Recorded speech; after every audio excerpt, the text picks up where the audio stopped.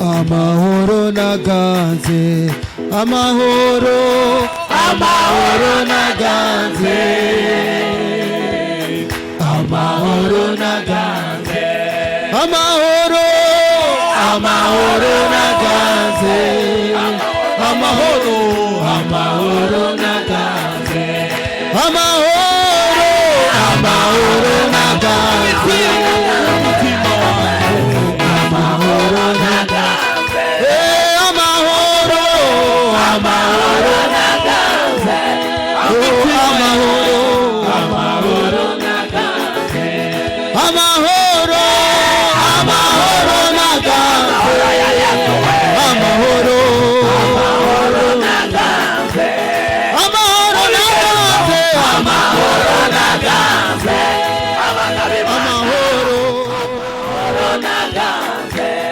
amahoro naganze, amahoro naganze, amahoro naganze,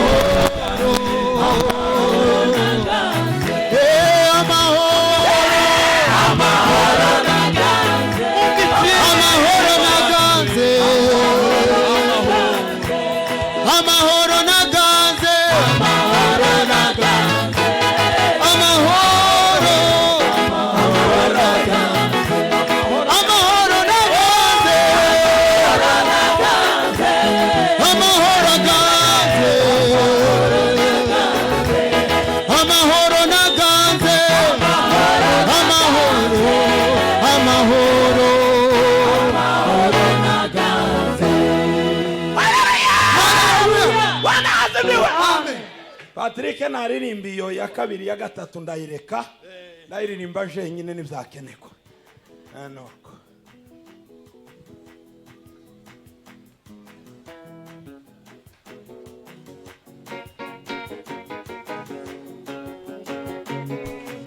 Zerewe ko data wa twese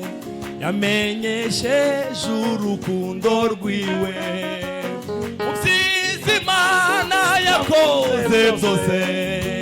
ntakirutiki ko Yesu ankunda nezerewe nezerewe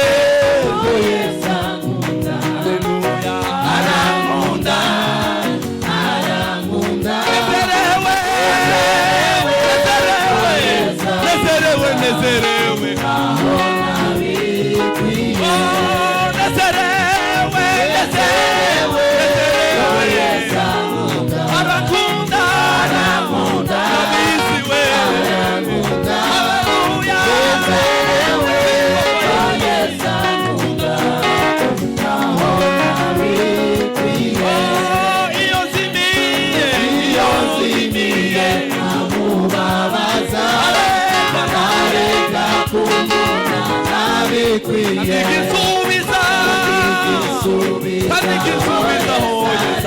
Hallelujah.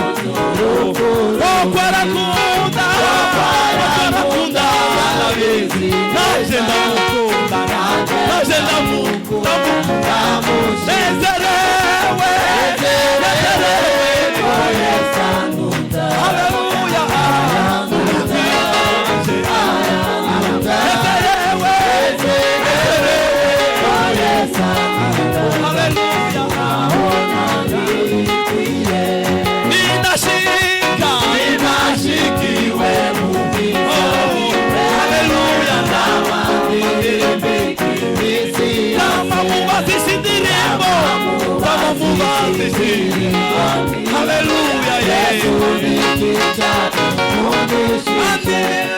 unezero nibwo kwazanye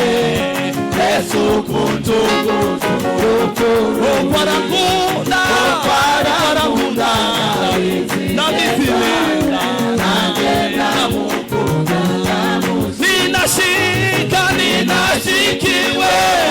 ubwiza bwiwe ndama ndirimbe kama mubazisha indirimbo Yesu nikitabu nezerewe kwa Yesu